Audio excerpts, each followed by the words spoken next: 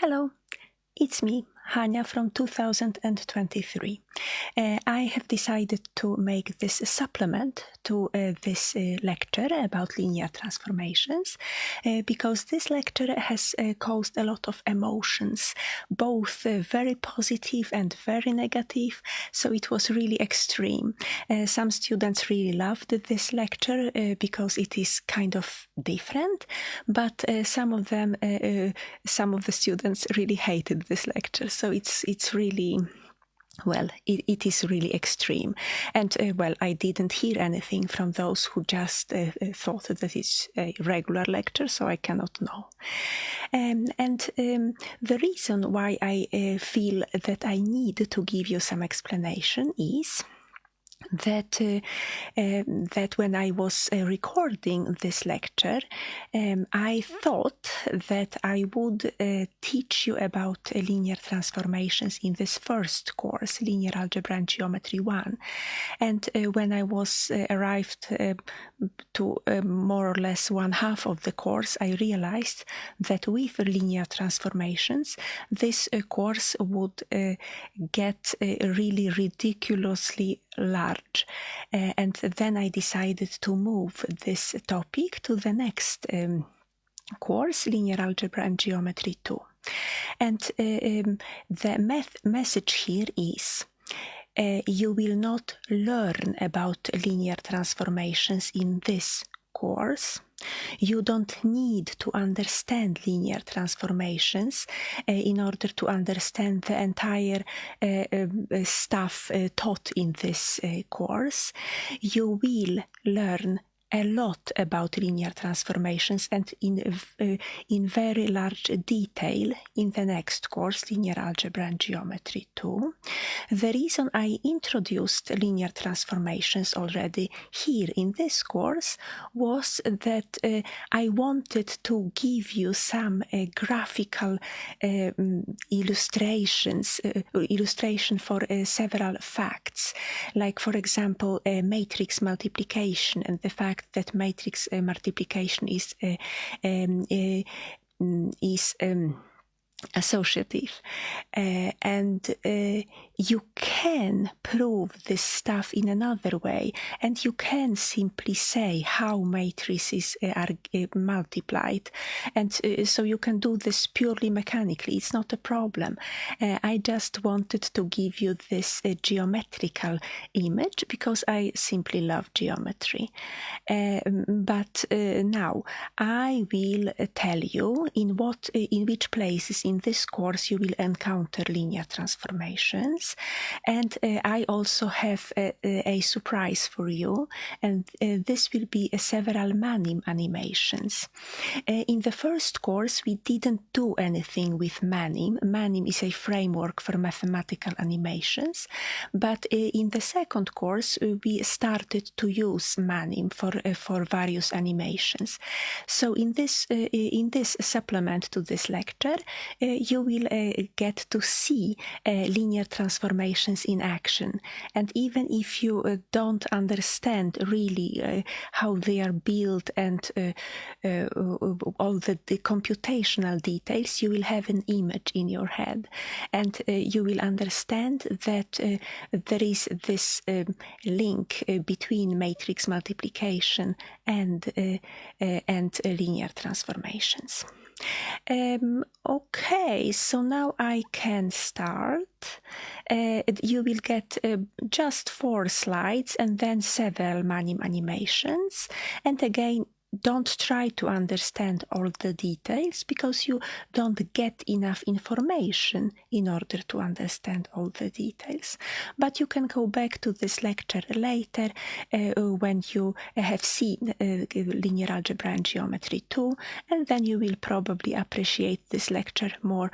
By the way, I have decided to keep this original lecture and just to glue it together to this supplement so that you can watch watch it if you like, but a warning is that it's a lot about almost philosophical topics of mathematics, how to understand linearity in both linear algebra and in calculus, and also repetition about functions, because we will soon in the next course, now you know it, compose linear transformations.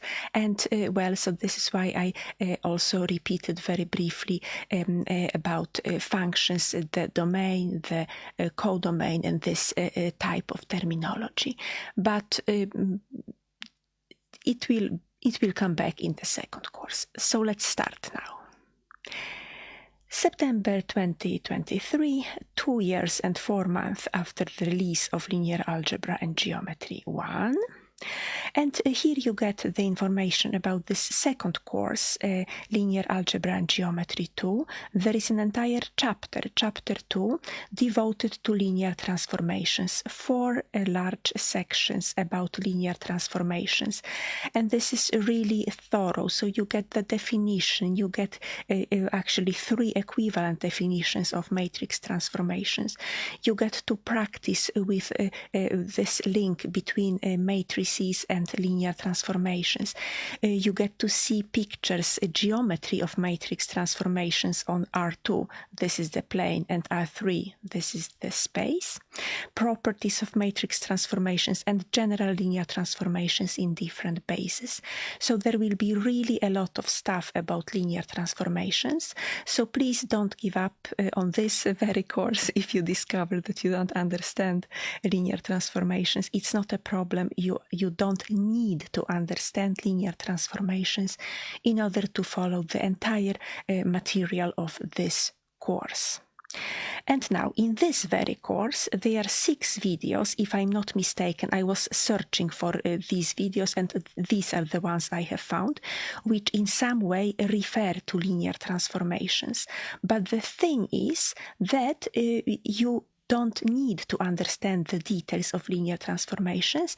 I just wanted to give you this image so that you have something to think about, something you can imagine when you multiply matrices or when you multiply a matrix with a vector.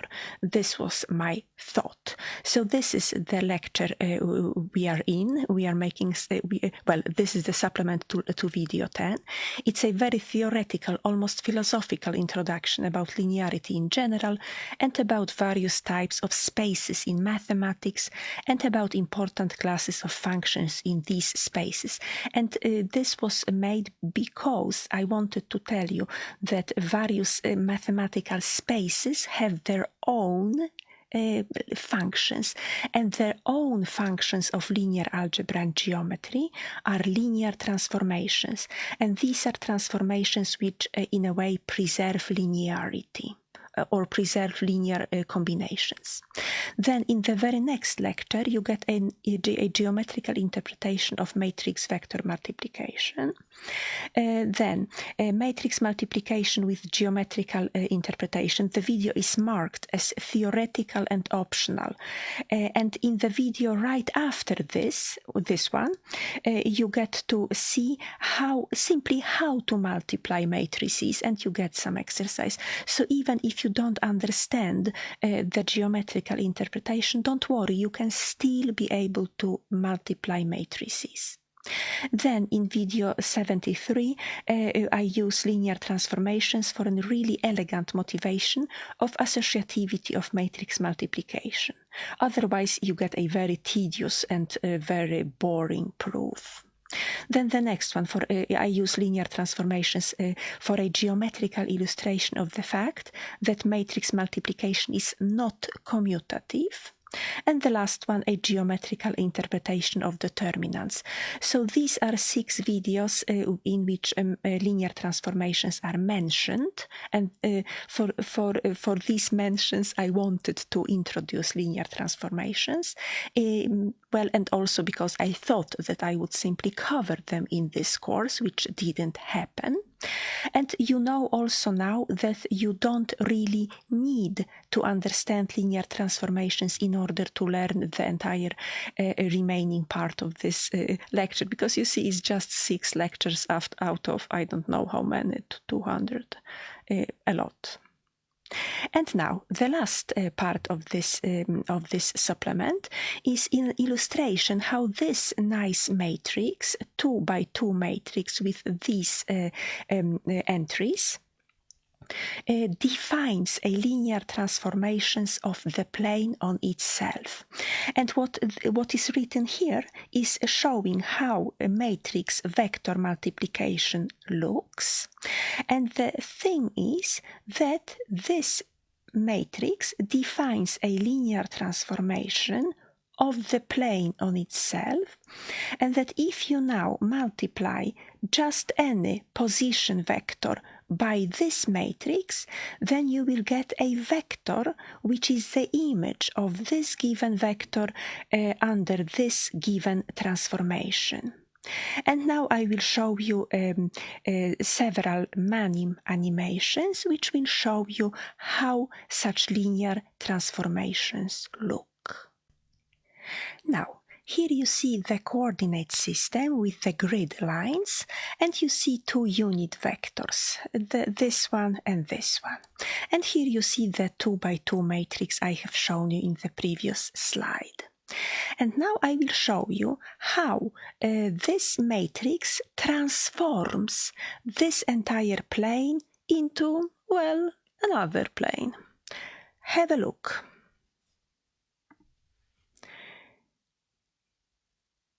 You see something is moving. And we are done here. You see what has happened. The vector here, which has coordinates 0, 1, right? It's a vector, just a vertical one. So the delta x is equal to 0 and delta y is equal to 1. This vector is transformed on this vector with coordinates 2, 3. 2, 4, 2, 4. And this is the second vector, second column in our matrix. And this vector here, which has coordinates 1, 0, so delta x is equal to 1 and delta y is equal to 0, is transformed onto this vector. And this vector has coordinates 3, 1, and this is this first column in our matrix. So each such a matrix will define a linear transformation in which the first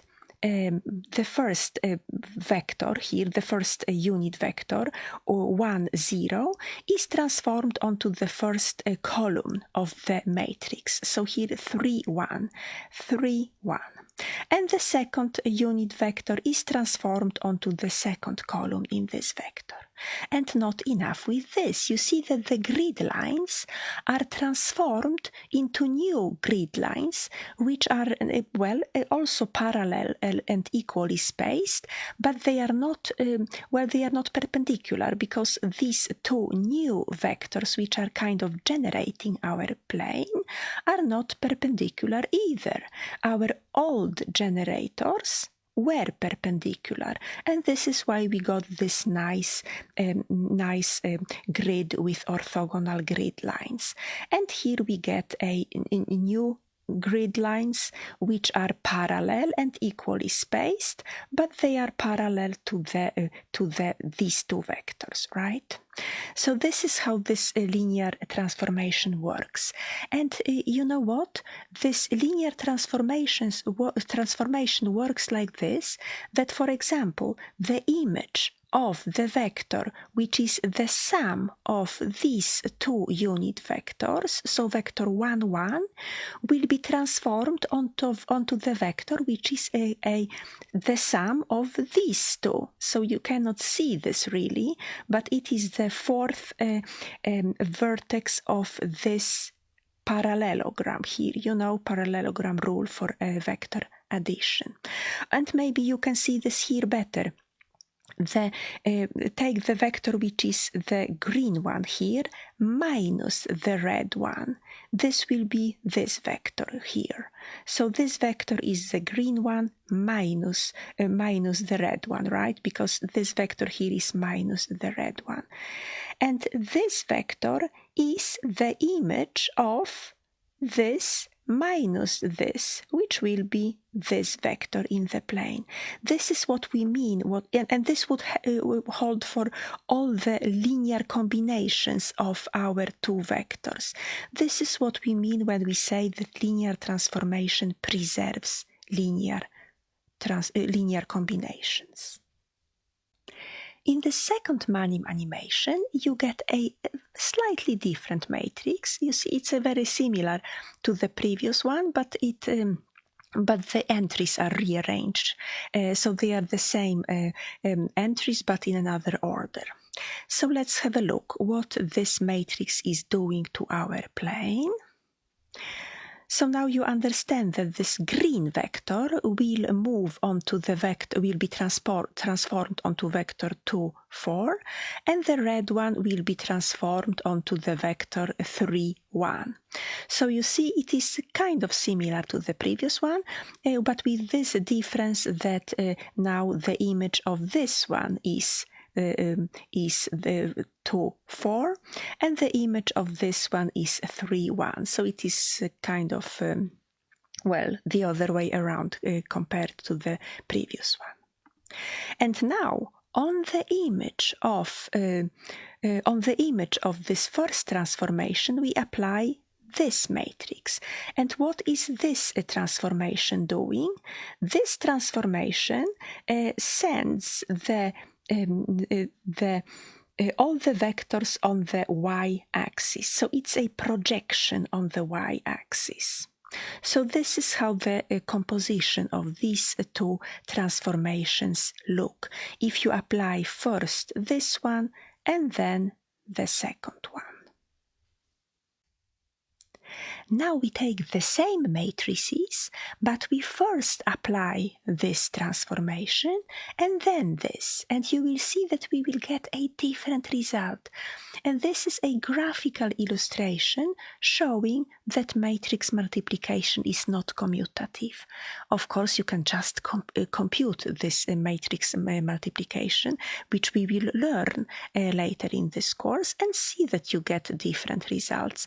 But it's fun to have some geometrical picture behind computations. So here first we apply the projection of the entire space on the y-axis. So we have applied this first transformation.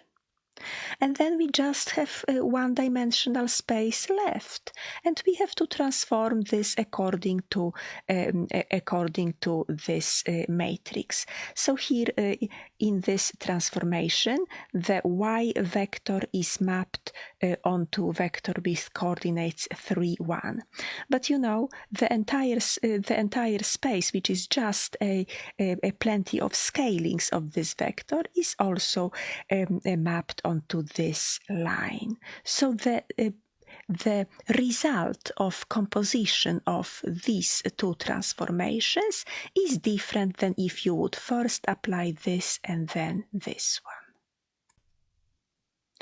The next one, here we will have a new transformation defined by this matrix.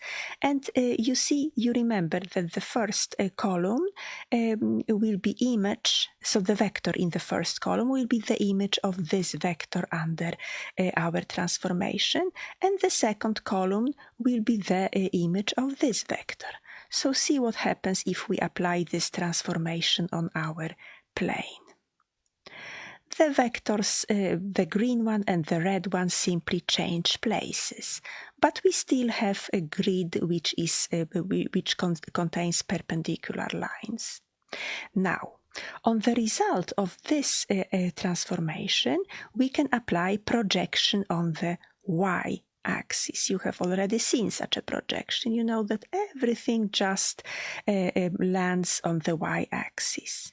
And then the last matrix, which is kind of nice one, the third one, is the matrix which corresponds to a rotation of the entire plane about 60 degrees counterclockwise. You see it is 60 degrees and it is counterclockwise.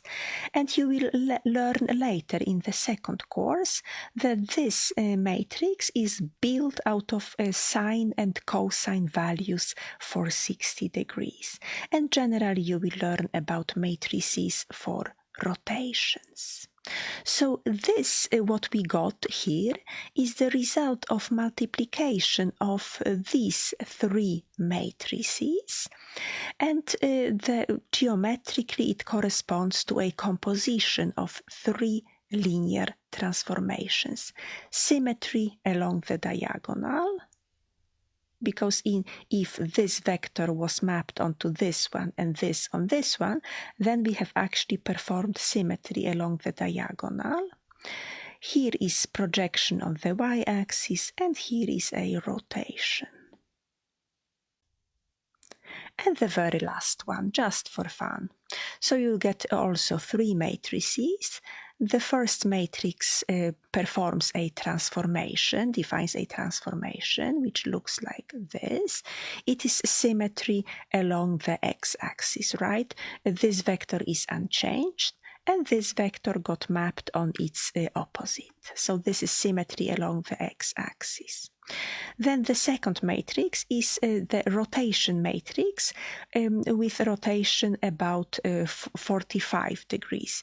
You probably recognize the cosine and sine of 45 degrees. And the last one, what will be the last one? I don't remember. The last one is scaling. So everything gets just 3 times bigger. And this is now the end. This shows how the space will look, how the grid lines will look after the transformation, which is the composition of these 3 transformations. And that's all I wanted to show you in this supplement. I hope that the message is clear. You don't need to understand linear transformations in order to enjoy and learn the remaining part of the course. But if you want to, you are welcome to now maybe take a short break, and then afterwards watch this controversial video which I'm making supplement to. And you know that it is R-rated, it's very theoretical, and maybe you will find it difficult, but don't worry. All the pieces will be explained in the next course, and this video here is just meant as a kind of promise that you will learn about linear transformations, and everything will be fine, and you will really need linear transformations for the future linear algebra courses, but they will be explained in the second course. I also wanted to thank you for telling me what you like, what you love, what you don't like, and what you hate. It is really nice to get feedback. Then I can, sometimes adapt my teaching, or maybe make some stuff more clear. And even though it is not so nice to get criticism, it is very welcome, because it can lead to improvements. And that's all. Now I give the floor to Hania from 2 years ago, and listen to her.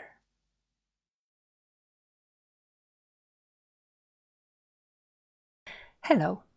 I told you before that the concept of linear combinations lies at the very heart of linear algebra and geometry. And in the same place, at the very heart of linear algebra and geometry, you will find the concepts of linearity and linear transformations. Well, the name itself suggests that the concepts are very closely related to the concept of linear combinations. So in this video I will tell you about linearity and about linear transformations.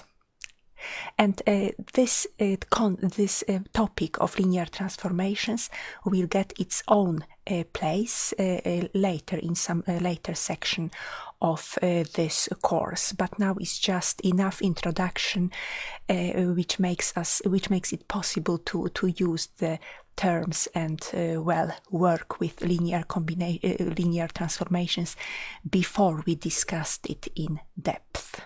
Let's start. So the topic is linear transformations and generally linearity. So you have probably heard the term linearity before. And I will now show you some examples of linear operations, and it can be really operations or functions which are known to you from before. Generally, linear operations are operations which preserve linear combinations. And it will become clear very soon what is meant by this. So this one you heard before, right? The differentiation is a linear operation. And it means that the derivative of a sum is equal to the sum of derivatives, and that you can factor out a constant, so that the derivative of a scaling of a function is the same scaling of the derivative. And these two together can be written in a short form like this, that the derivative of a linear combination of two functions is equal to the same linear combination of the derivatives. I'm sure you used these formulas really a lot during Calc 1 and Calc 2, so this is not new to you. But I don't know if your teacher told you that these two formulas together mean that differentiation is a linear operation. It preserves linear combinations, in the meaning that the derivative of linear combination of two functions is equal to the same linear combination of the derivatives. The same holds for integration, and it is obviously true for antiderivatives. But here you have the formulation for Riemann integral, for a definite integral, right? That you know that integral of the sum is equal to sum of integrals. And you know also that you can factor out a constant before the integral sign. These two together means that integration is a linear operation. And you can put together those two, and you can write it in this way, that integral of a linear combination of functions is the same linear combination with the same coefficients of the integrals of the functions. Then you have heard about linear functions, and you know, for example, that sine function is not a linear function. And you know very well that sine of a sum is not equal to sum of sines, right? You know that this formula holds, and this formula you probably recognize from the complex numbers. You use this to show how you multiply two complex numbers. And in the graph of the sine function, you see that, it's not a linear function. The name itself suggests that the graph of a linear function should be a straight line, right? And this is definitely not a straight line. Another function which is not linear is logarithm. You know that logarithm of sum is not equal to the sum of logarithm. You know this formula, right? That logarithm x plus logarithm of y is equal to logarithm of the product of these two arguments. And the graph of logarithm shows that indeed it's not a straight line. Other functions which are not linear are a exponential function and power function. So here you have the power function for the exponent 2. You know that square of sum is not equal to sum of squares, right? You know that you have this formula for a square of sum. And the picture confirms this, that the square of sum is not equal to sum of squares, so the function is not linear. And square root is not linear either. So, you know, now you should understand in some way that linearity means preserving linear combinations. And now, some general repetition about functions. So if you have a function defined on some set x with values in some set y, then we are usually talking about domain of function, and domain is the set of all the possible arguments. So it's a subset of this set x. And usually we use this notation for domain. Domain of the function f is a subset of the set x. And codomain is this set which where we have the values of the function. But not all the elements of the set y must be values of the function. And this is why we also talk about a range. So the range is the set of all the values of the function f. So it's a subset of this set y. And here comes an example. If you have a function from R to R, f of x is equal to 1 divided by x, then the domain is equal to all the real number without the number 0, right? Because you are not allowed to divide by 0. And also this range is equal to the same set. So all the values except for 0 are obtained as the values. So you see that this range is a subset of the codomain, which is all the real numbers. Yeah, so it's just a subset, so not all the real numbers are values of this function. And now, in Calculus 1, you usually you learned quite a lot about continuous functions. And the concept of continuity is connected to the concept of the limit, obviously. And well, you don't have to analyze this picture. I just wanted to show it to you. Probably your teacher defined limits and continuity with help of epsilon and delta.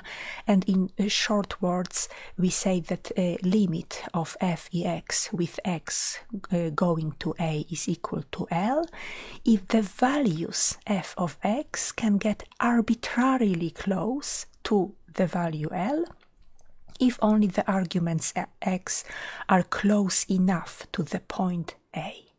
So you see that our reasoning is around the concept of proximity, how close things are to each other. And then you had this concept of continuity. The function is continuous in some point A if the limit with x approaching a of f of x is equal to the value of the function in the point A. So this was the concept of continuous functions from R to R. And so the key concept was here the proximity, how close we are to some values.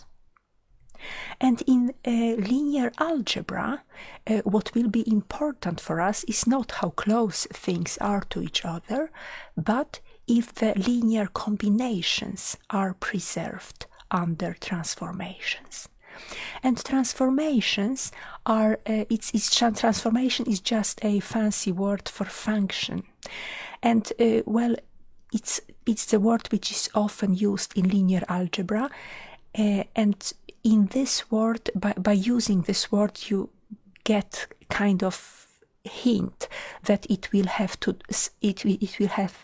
something to do with the movement, that the things which are going to be moved around, like rotated or expanded, so it will be a movement. And I will show you quite a lot of examples for this in this section where we will discuss linear transformations in depth. But now, let's look about the concept of a linear transformation from Rn to Rn. And, well, almost all our examples will be made for both n and m equal to 2. So we will have linear transformations from the plane into the plane. And the transformation is called linear if these two conditions are fulfilled. If for all x, y, you see that x and y are fat, it means that these are actually vectors in Rn. If the value of transformation on a sum is equal to the sum of the values, and the value of transformation on a scaling is the same scaling on the transformation's result. And you can put those two together. You recognize this well, probably from the examples of derivative or integral, right? You can put it together in this way, that the image of a linear combination of two vectors is the same linear transformation combination of the images of the vectors. So here you have the transformations result on a linear combination, and here you have linear combination of the values of the images, right? And now let's have a look at this example. If we look at this function, which in Calc 1 and Calc 2 is called a linear function, f of x is equal to x plus 2. This function is not linear in linear algebra meaning. Why not? Well, because if we take a function's value on some sum, then we will get, well, the argument plus 2. We just plug in, instead of x, x1 plus x2, and we get that function's value on this sum is equal to, well, the same thing, plus 2. But if we take the sum of the values, f of x1 is x1 plus 2, and f of x2 is also x2 plus 2. So altogether is x1 plus x2 plus 4. So these two are not the same. So this means that this function is not linear function in the meaning of linear algebra. But if we take this function, f of x is equal to x, then it is linear in both calculus and in linear algebra. Well, you can check it that, well, here it's quite obvious that the conditions are satisfied. So if you take the function's value on a sum, it will be this sum from this formula, right? And if you add together function's value in some x in the x1 plus function's value in x2, this first one is equal to x1, the second one is equal to x2, and you see that you got the same result as when you just took the function's value in the sum. And well, this holds as well. And the reasoning is not changed if you take a function which is a scaling of x, right? So if you take f of a sum, it's 3 times the sum. And here you have the distributive law, which tells you that it's 3x1 plus 3x2. And if you take the sum of the function's value, then you get 3x1 plus 3x2, and you see that you get in both cases the same result. So this means that the function's value on the sum is equal to the sums of values. And the same holds for the scaling. And now we will talk about linear transformations from R to R are not really interesting. It's just basically all the functions which are some constant times x. It's all. So there is really nothing interesting here. But what will be very interesting to us are linear transformations from R2 to R2. So these are transformations of the plane with values in the plane.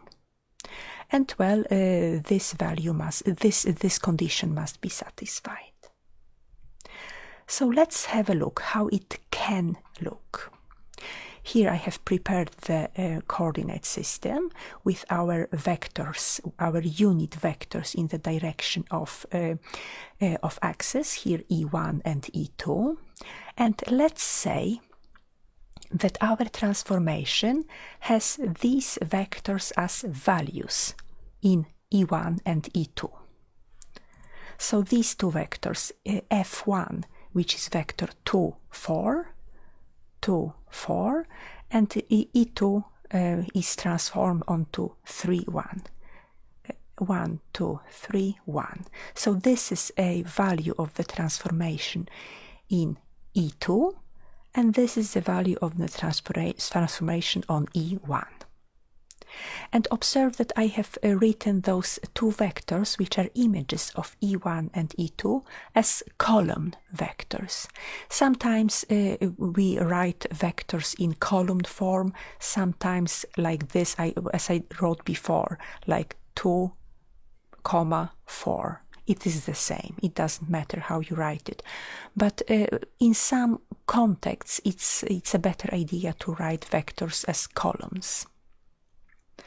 And now let's see what this condition implies for the rest of the vectors, for the values of the transformation on other vectors.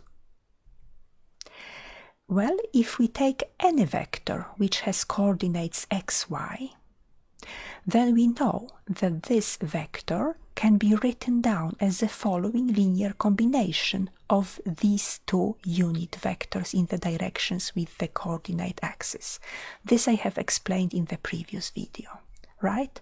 So that each vector xy is this linear combination of the E1 and E2 vectors. But now I can use this condition for linear transformation. I know that it must be equal to, this is a linear combination, and the value of the transformation on the linear combination must be the same linear combination of the values. But I know the values in E1 and E2. These are these two vectors, right? This one and this one. So now if I, for example, take a vector v, which has coordinates 1, 1, right? Then this will be transformed into vector which has coordinates 2, 4 plus 3, 1. So the sum of the values in E1 and in E2. And how do you add two vectors, 2, 4 and 3, 1? Well, you add first coordinate to the first one, it will be 5, and the second to the second, it will be also 5. So you get 5, 5.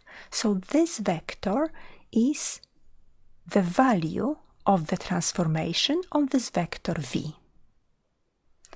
And you can repeat it in every vector. So actually you can, if you reason about it, you will see that those grid lines which we had in the beginning, those horizontal and vertical, will be transformed into a new grid, into new grid lines. So you see that the sum of the unit vectors in the direction with the coordinate axis is transformed into the sum of the images, right? So this means that all the vectors, all the vectors which have this finishing point on the y-axis will be transformed onto this line. So the image of the y-axis is the line containing the image of the unit vector in the direction with y-axis. And the x-axis will be transformed into the line containing the image under the transformation of the unit vector in the direction of x-axis.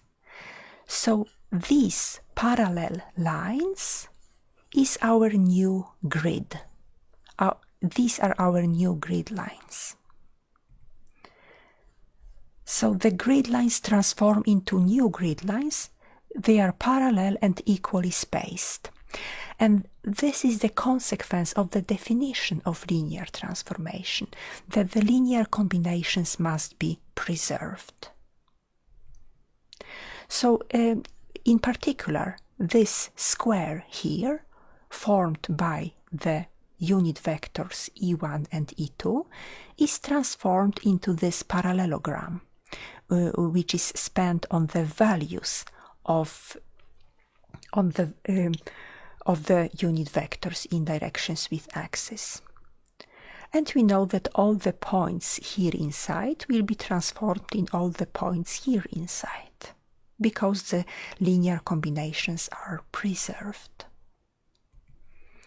And if we take another vector, here you see this vector u has coordinates -2 and 3. So this means that its image under this transformation must be equal to -2 times the image of e1. So this is the image of e1. -2, this vector will be 1, 2. This is -2 f1 plus 3 times the image of e2. This is the image of e2, it is f2. If we take it 3 times, it will be 1, 2, 3. So this is then the image of vector u with coordinates -2 and 3. This has actually coordinates -2 and 3 is in this new coordinate system, which is defined by the vectors f1 and f2. So this rectangle is transformed into this parallelogram.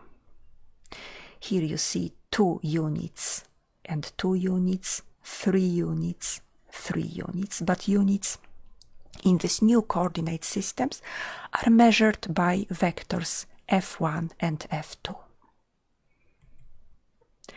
And generally, if we want to talk about linear transformations from Rn to Rm, then we have the same condition, and we know that each point in the domain is an n-tuple of numbers, and it can be written down as a linear transformation of those unit vectors in direction with axis. The first one, the second one, and here the last one.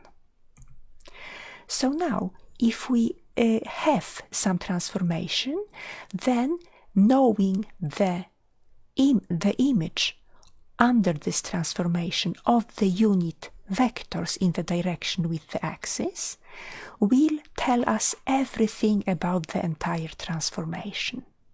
So you see that the image of E1 is a vector in Rm, right? It has m coordinates. The first one, the second one, and the last one has number m. Here also m numbers. And, well, you can probably guess why I have indexed all those coordinates here with 2 index numbers. You see that I'm going for matrix, right?